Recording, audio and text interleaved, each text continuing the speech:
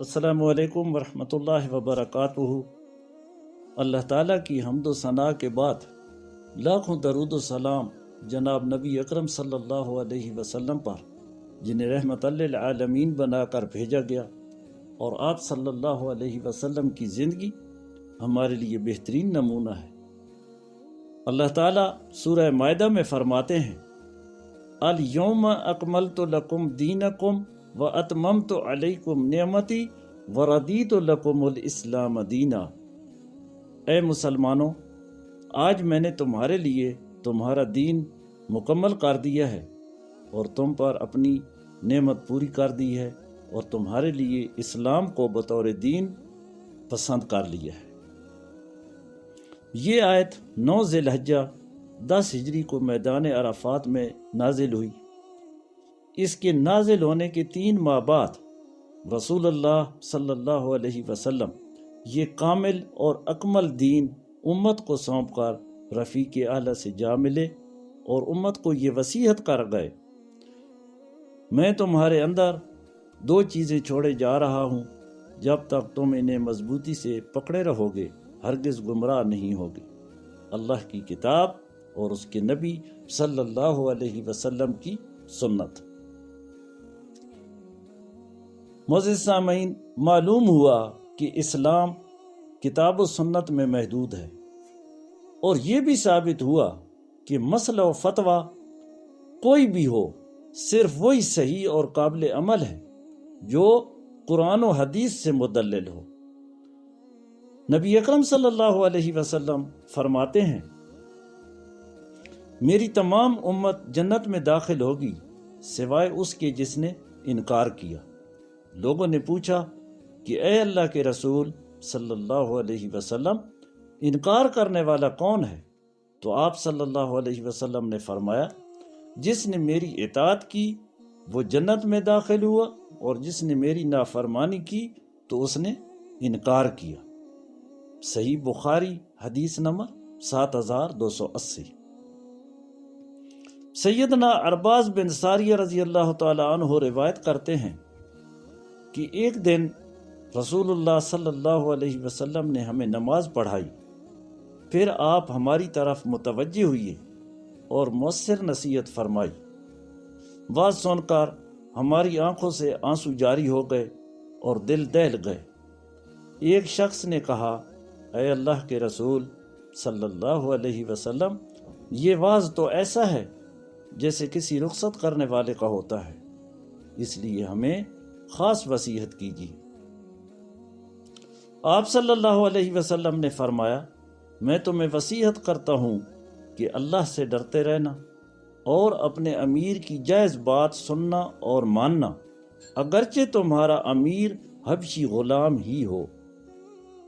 میرے بعد جو تم میں سے زندہ رہے گا وہ سخت اختلاف دیکھے گا، اس وقت تم میری سنت اور ہدایت یافتہ خلفائے راشدین کا طریقہ لازم پکڑنا، اسے ڈاڑوں سے مضبوط پکڑے رہنا، اور دین کے اندر نئے نئے کاموں اور طور طریقوں سے بچنا، کیونکہ دین میں ہر نیا کام بدعت ہے اور ہر بدعت گمراہی ہے۔ ابو داؤد حدیث نمبر 4607۔ معزز سامعین کرام، اس حدیث سے ثابت ہوا کہ ہر بدعت گمراہی ہے، کوئی بدعت حسنہ نہیں ہے۔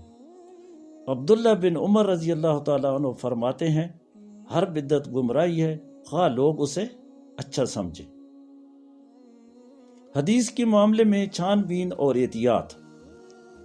اللہ تعالیٰ سورہ نحل میں فرماتے ہیں، وَأَنزَلْنَا إِلَيْكَ الذِّكْرَ لِتُبَيِّنَ لِلنَّاسِ مَا نُزِّلَ إِلَيْهِمْ وَلَعَلَّهُمْ يَتَفَكَّرُونَ۔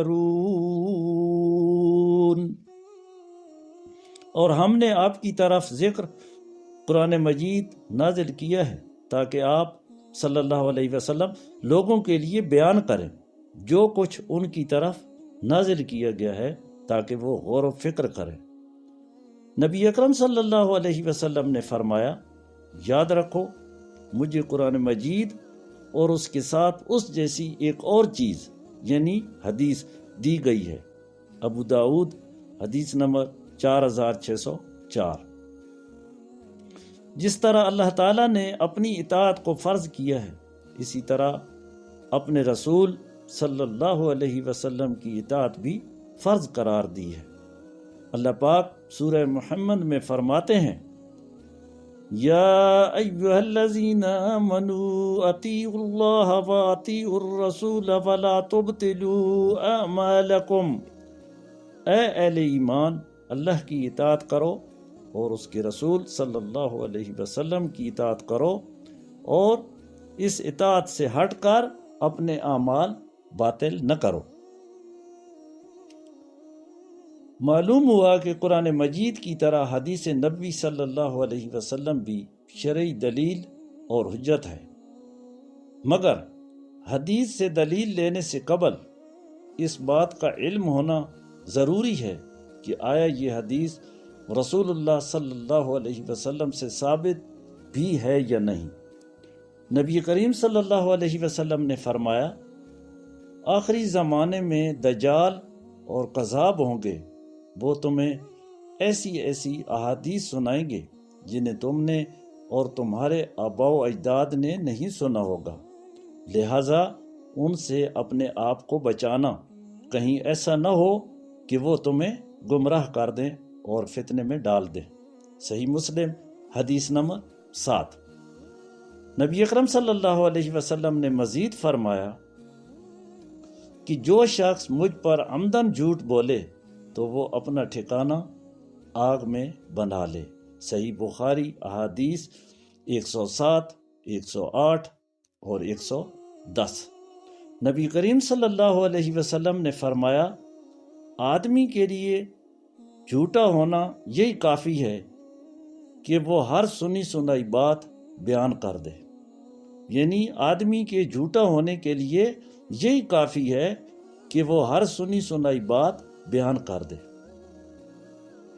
ایک حدیث میں آیا ہے کہ نبی اکرم صلی اللہ علیہ وسلم نے فرمایا، جس نے مجھ سے ایسی کوئی حدیث بیان کی جس سے وہ جانتا ہے کہ جھوٹ ہے، تو یہ شخص جھوٹوں میں سے ہے۔ تو زیادہ تر جو صحابہ کرام رضی اللہ عنہم تھے، ان سے ثابت ہے کہ وہ حدیث بیان کرنے میں انتہائی احتیاط برتتے تھے۔ تو اللہ پاک سے دعا ہے کہ ہم نے جو سنا، جو بیان کیا، اس پہ ہمیں عمل کرنے کی توفیق عطا فرمائے، اور بدعات اور شرک سے اللہ پاک ہمیں محفوظ فرمائے۔ آمین ثم آمین۔ جزاکم اللہ خیرا کثیرا۔